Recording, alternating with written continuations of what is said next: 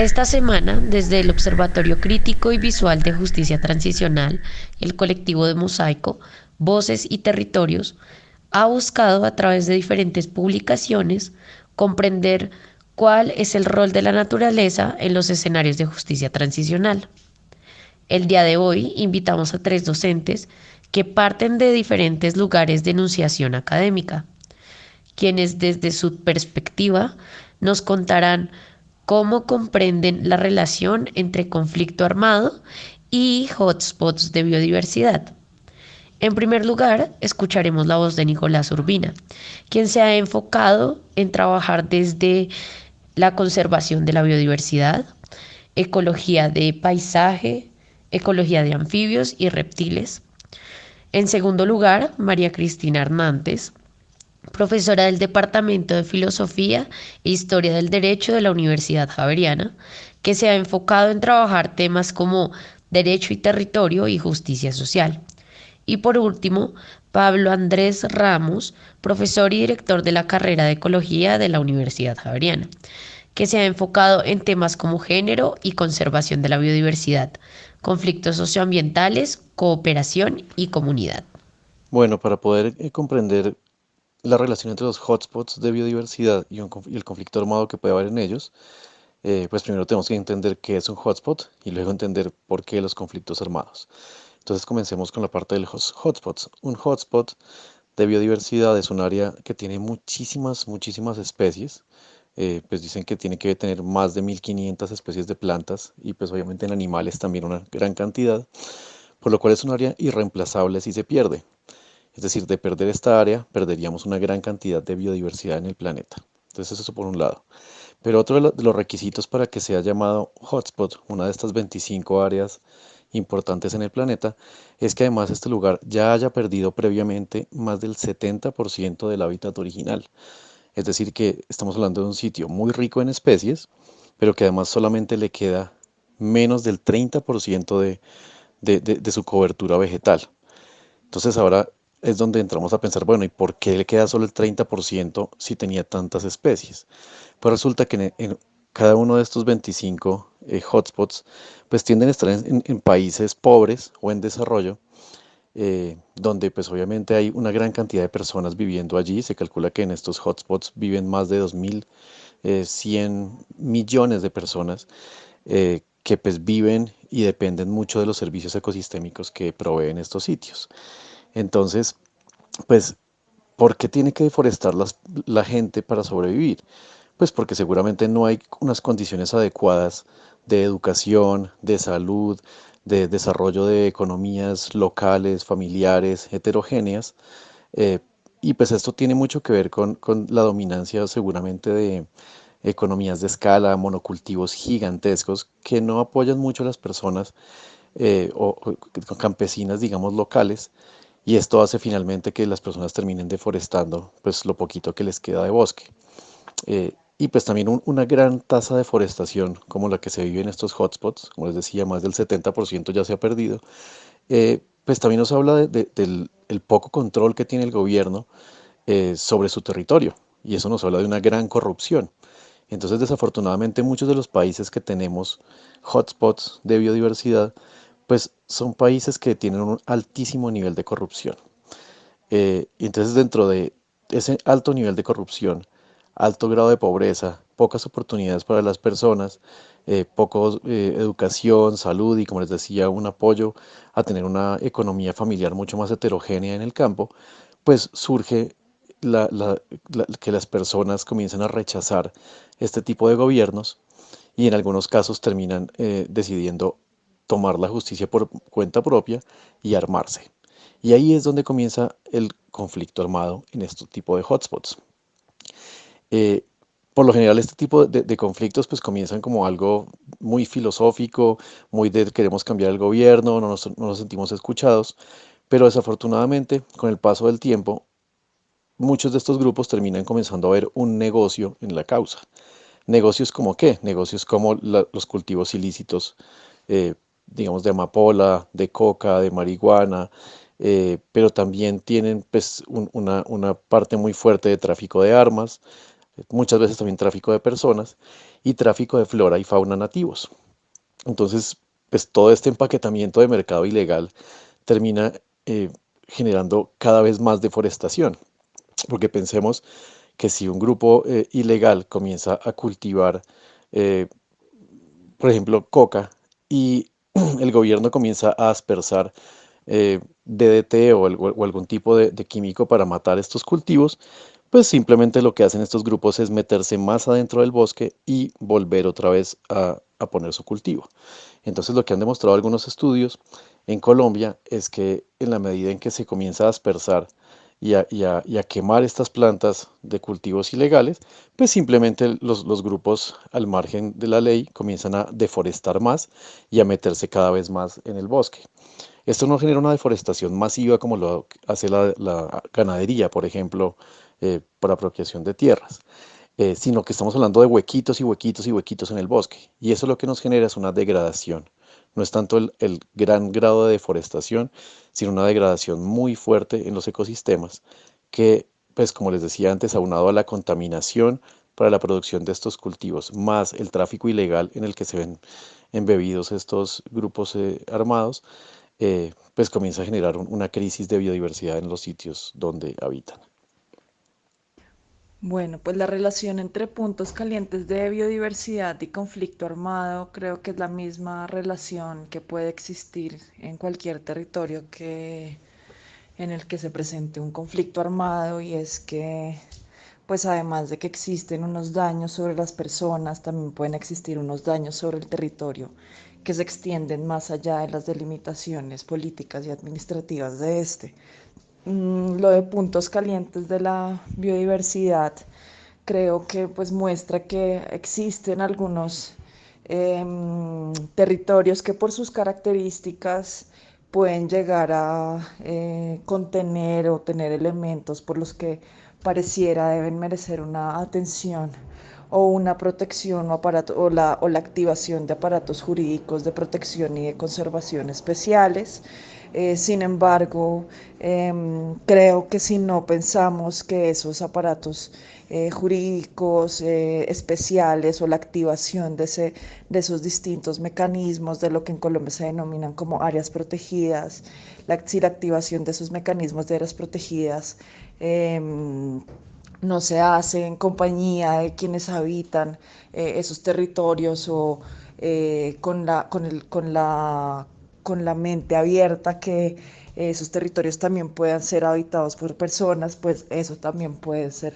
como causales de revictimizaciones o de victimizaciones que no permiten, digamos, una distribución adecuada de la tierra dentro de nuestro país. Entonces, nada, pues creo que resumiendo un poco, pues se trata de una relación entre conflicto y territorio que puede llegarse a presentar en cualquier otro tipo de territorio, y pues por distintas posturas políticas, ideológicas y epistemológicas en las que me encuentro, no creo que exista como una relación supremamente especial, o mejor dicho, entraría a problematizar esto que denominan puntos calientes de la biodiversidad. Podríamos afirmar que la relación conflictiva que pueden tener los seres humanos alrededor del uso, acceso y control de recursos naturales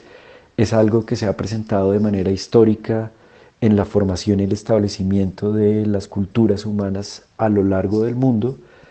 bajo la intención de obtener beneficios específicos relacionados con el uso particularmente de la biodiversidad y del suelo y el agua.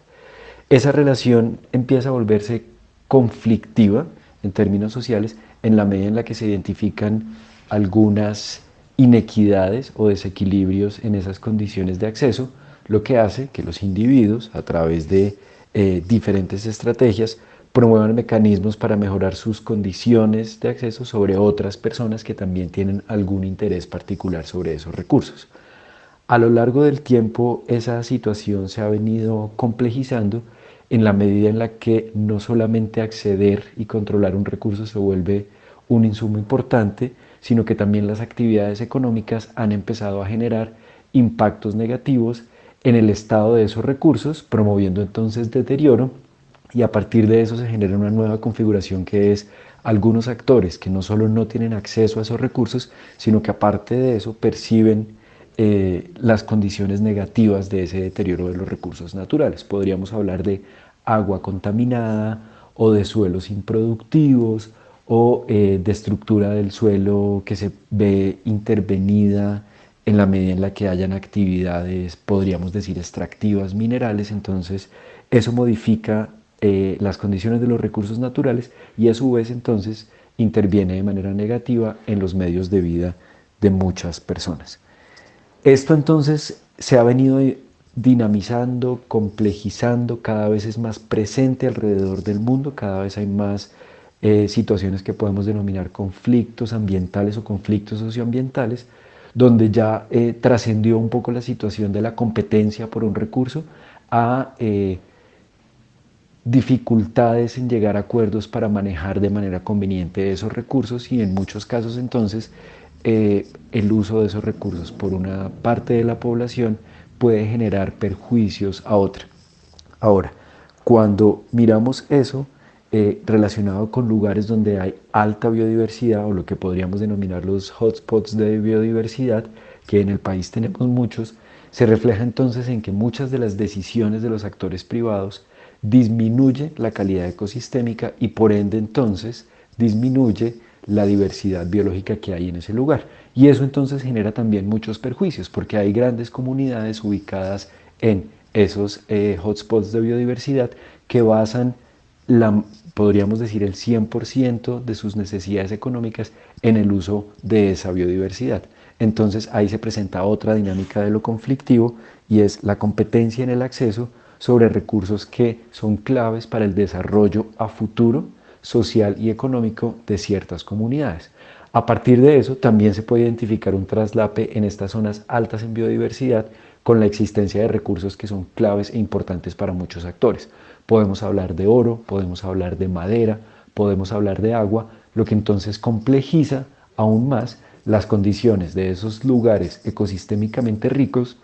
frente a las intenciones estratégicas de acceso por actores que todo el tiempo aumentan, actores que probablemente tienen trayectorias de uso de la violencia para acceder a recursos que no les pertenecen y entonces eso complejiza aún más esa perspectiva que hay entre los lugares ricos en biodiversidad, las poblaciones tradicionales que viven ahí y los nuevos actores que tienen intereses específicos sobre los recursos que ahí están presentes. Por lo tanto, la presencia de actores armados, legales o ilegales, sucede muchas veces en la medida en la que, por ejemplo, para Colombia, en esos lugares donde tenemos altos niveles de biodiversidad, hay baja presencia histórica estatal. ¿Esto qué significa? Por unos lados quiere decir que para el Estado es una buena estrategia la presencia de actores armados legales, como puede ser el ejército, para controlar esas zonas y lo que sucede en esas zonas, porque muchas veces también se identifica un traslape de actividades ilegales como los cultivos de uso ilícito. Entonces, los actores armados dentro de lo legal institucional tienen presencia en esos lugares en la medida en la que se garantiza la presencia del Estado y pues entonces se logran o se pretenden controlar ciertas actividades ilícitas. Por otro lado, tendríamos los que podríamos denominar los actores ilegales, que también tienen una conexión con lo armado y con el uso de la violencia, que son quienes mantienen cultivos de uso ilícito, para lo cual entonces necesitan protección. Entonces ahí empiezan a armarse esos grupos. También las guerrillas y ciertos grupos paramilitares como una estrategia de presencia territorial, pero también la generación de ingresos económicos para mantener el esquema de guerra.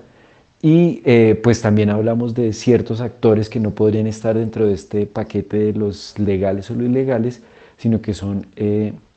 actores que tienen intereses en los recursos que hay en esos lugares y parte de la estrategia de supervivencia está relacionada con el uso de la violencia en esos lugares. También tiene que ver con la condición estratégica de estos lugares ricos en términos de biodiversidad, porque a partir de eso se pueden generar ingresos económicos que le permiten a los sectores mantenerse en esas condiciones conflictivas que les son interesantes y pues que hacen parte del ejercicio de la extracción y el uso y la comercialización de los recursos que puedan producir en esos lugares o que también puedan eh, vender en otros mercados en los cuales tienen precios importantes sobre eso. Entonces, a partir de eso llegamos a otra dimensión que se está empezando a notar mucho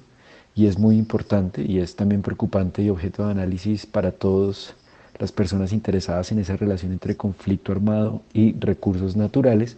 y es cuando se empiezan a capitalizar esos recursos naturales como una estrategia de guerra. En la medida en la que yo puedo tener control territorial, en la medida en la que yo pueda decidir qué se produce en una zona concreta, en la medida en la que yo pueda determinar quién extrae ciertos recursos o si soy yo el que extrae esos recursos, entonces eso se convierte en una estrategia porque ya estoy definiendo mi opción política y económica sobre un espacio particular que está fuertemente ligada a la presencia de recursos naturales claves y estratégicos en términos económicos o productivos.